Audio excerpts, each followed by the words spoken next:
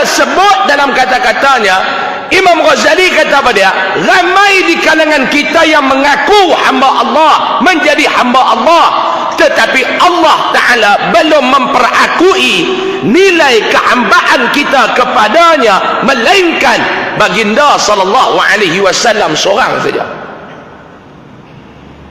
Peristiwa Isra dan Mi'raj, ayat yang pertama suratul Isra, Allah Ta'ala memperakui Nabi sallallahu alaihi wasallam itu sebagai hamba dia. Subhanalladzi asra bi'abdi. Lain pada tu, kata Imam Al-Ghazali, banyak yang mengaku tetapi belum diakui. Mengaku hamba Allah. Tuan-tuan, bukan senang Pak Long nak dapat gelaran hamba Allah tu. Hanya Nabi sallallahu alaihi wasallam saja yang diperakui oleh Allah sebagai hambanya. Lain pada tu belum. Tapi nilai hamba pada sisi kita cukup rendah.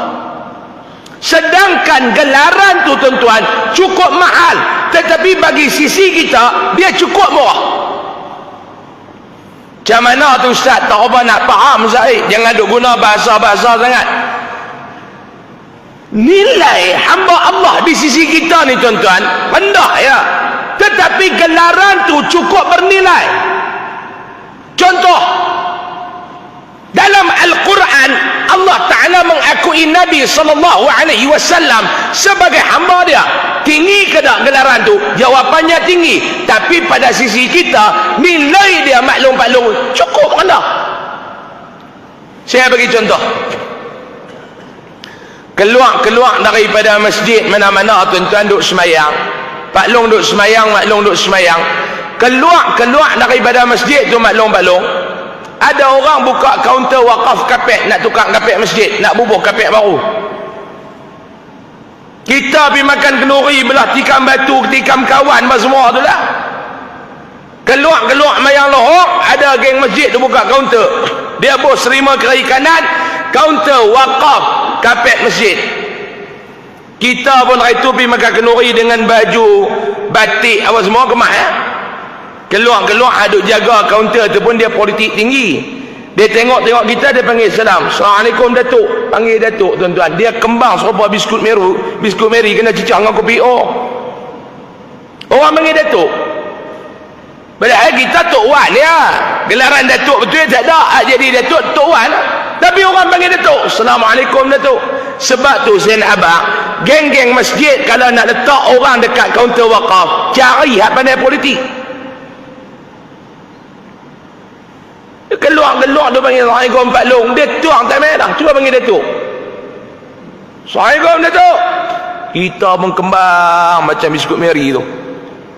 Waalaikumsalam. Jawab salam kita pun kemas. Orang panggil Datuk.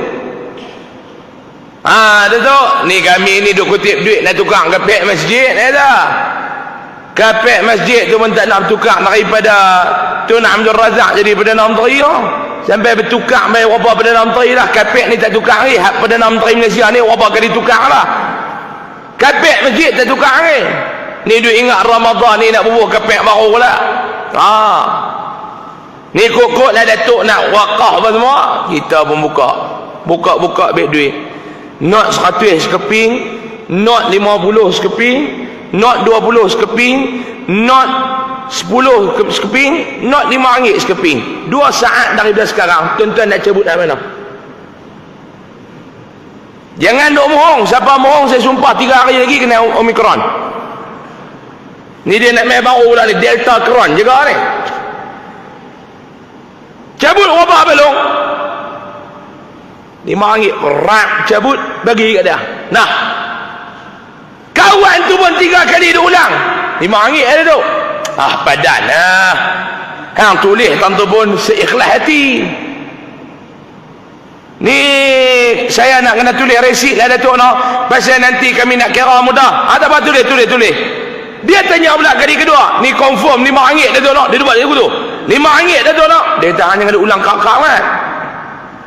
RM5 Datuk no. Dia kata budak ni aku tampak juga tengah belakang kepala ni. RM5 saja. Ni Datuk nak bubuh nama apa dah? RM5 nak bubuh nama apa? Cuba abang Maizat. Kok kuat sikit. Tuan-tuan ni baru tak makan. Nama apa? Hamba Allah. Betul. Hamba Allah. Dia kata tulis hamba Allah lah. Ikhlas hamba Allah. Koyak resip duk pegang resip jalan-jalan dan naik kereta. Bini duk tunggu kereta. Cuti. Tak boleh sembahyang. Masuk bini kita tuan-tuan. Bini kita ketua pengarah immigration. Dia cek habis. Ni apa dia abang? Buka-buka resip wakaf lah.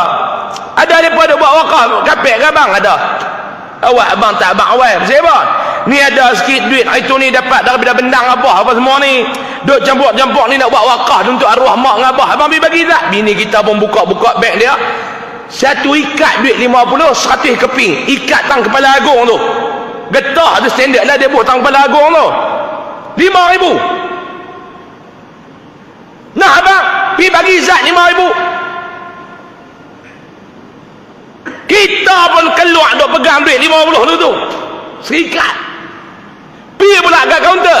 Kawan hak jaga kaunter tengok-tengok dekat tangan kita duit 50 satu ikat. Tawih tukar gelaran. Assalamualaikum Tan Sri. Tan Sri tu weh. Tak siap Datuk. Dia tengok main-main duit 50. Tan Sri tu weh. Nak tambah lagi ke Tan Sri? Ni nak tambah lah. Baru nak kenal aku ke mana. Kalau buat sikit-sikit bukan aku. Saya memang gemah. Kawan duduk padang temusu. Lekeh-lekeh bukan aku dia kata. Ni berapa ni tak nak boh? Kira. Cunggih. Kira. Kawan ni pun kira. 5,000. Nak tulis resip. 5,000 Tan Sri nak. Dia kata ulang 3 kali macam tak. RM5 tak tak buat ulang 3 kali lah. Awak ulang 3 kali. 5,000 nak. Tulis 5,000. Dia pesan pula tu. Tengok betul-betul kosong. Kau tak cukup. Tak tulis 5,000. Nak letak nama apa tu Tan Sri? Nama apa? Nama dia kah hamba Allah? Hak 5,000 ni. Nama dia kah hamba Allah? Nama dia sekali dengan Tok Wan, sekali dengan Tok Nek. Kira kawan tu koyak resip 2 nak kembang nama tu panjang. RM5 hamba Allah. 5,000 nama dia. Nampak tak nilai hamba Allah di sisi kita ni Pak Long? Sedangkan gelaran hamba ni Allah Ta'ala nak letak. Bukannya mudah, kata ulama tafsir. Dalam ayat ni tuan-tuan, dalam hadis ni Pak Long, Allah Ta'ala nak pesan beberapa pesanan kepada kita. Yang pertama Allah Ta'ala kata pada dia, hai hambaku, ya ibadi, hai hambaku, sesungguhnya aku ni telah mengharamkan perilaku zalim terhadap diri aku sendiri. Aku haramkan kezaliman ni dilakukan kepada aku sendiri. Maka aku telah menetapkan kezaliman itu juga haram di kalangan hampa kalau duk buat. Karena itu hampa hidup jangan duk anaya menganiayai di antara hampa. Yang ni yang pertama Allah Ta'ala kata. Allah Ta'ala nak pesan apa dia? Di kalangan kita ni hamba dia, jangan duk zalim menzalimi di antara satu dengan yang lain. Ni yang pertama Allah Ta'ala nak apa? Siapa yang dia nak menjadi hamba Allah, siapa yang dia nak Allah Ta'ala memperakui bahawa dia adalah hamba Allah, hidup ni jangan duk buat anaya dekat orang. Jangan. Hidup ni jangan duk zalim di antara kita. Jangan. Ni yang pertama. Sebab yang ni lah kita duk buat banyak-banyak tuan-tuan duit. Yang ni yang kita duk buat banyak-banyak ni. Duk naya yang tu, duk naya yang ni. Kadang-kadang duk buat zalim kat orang tu kerana apa dia? Kerana nak memuas kehendak diri sendiri. Betul tak? Nak memenuhi kehendak diri sendiri, naya, zalim kita buat ke orang. Yang kedua Allah Ta'ala kata pada dia, hai hamba-Ku, kamu semua ni sesat. Allah Ta'ala kata, kecuali orang yang aku bagi bagi petunjuk dekat dia. Kita ni kalau Allah Ta'ala tak bagi petunjuk, tuan-tuan, demi Allah kita akan hidup dalam keadaan kesesatan. Sebab tu berulang kali, setiap kali rakaat semayang, sama ada yang wajib ataupun yang sunat, Fatihah tu kena baca.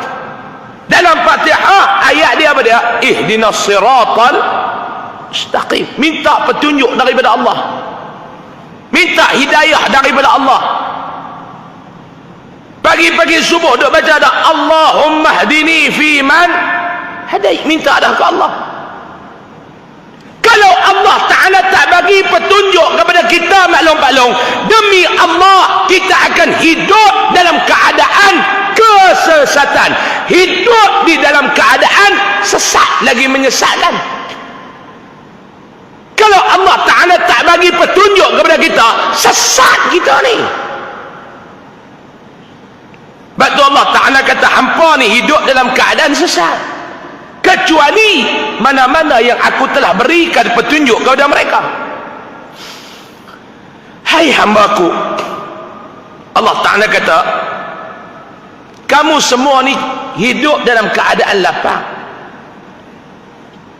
kecuali mereka yang telah aku bagi makan. Makna apa dia tahu ni, tuan-tuan? Ulama kata dua. Bila saya baca kepada syarah ulama terhadap hadis ni tadi, dia kata apa dia? Bila sebut kata lapar ni dua. Yang pertama, Allah Ta'ala nak habak rezeki ni dia yang bagi. Rezeki ni dia yang bagi. Hampa pi carilah kok mana pun, kalau dia yang tak bagi rezeki kepada kita, tuan-tuan, jangan duk sembang lah. Sebab tu orang kata apa dia? Rezeki tidak pernah salah alamat, walaupun kadang-kadang poskod tertukar. Taklah salah alamat. Kalau Allah Ta'ala tak bagi rezeki, jangan duk sembang lah. Hang nak makan pun tak boleh, sen pun tak ada nak makan terkedara. Yang kedua, makna Allah Ta'ala kata kita ni lapar, maknanya apa dia? Hampa ni hidup dalam keadaan tak pernah cukup apa yang aku bagi, melainkan mereka yang aku anugerahkan nilai syukur kepada mereka. Mereka yang aku anugerahkan nilai qanaah kepada mereka. Kalau Allah Ta'ala tak anugerah dua sifat ni, syukur dan qanaah, takkan pernah cukup. Lalu Allah Ta'ala kata apa dia? Maka mintalah makanan kepadaku, nescaya aku akan berikan kepada kamu. Minta rezeki, jangan duk minta kepada orang, minta kepada Allah. Tak salah pun, tuan-tuan, lepas semayang tuan-tuan nak baca doa, Allahumma in kana rizqi fis sama' fa anzilhu. Doa yang tuan-tuan duk baca pada mayang duha tu, tak salah kalau lepas semayang pun nak minta.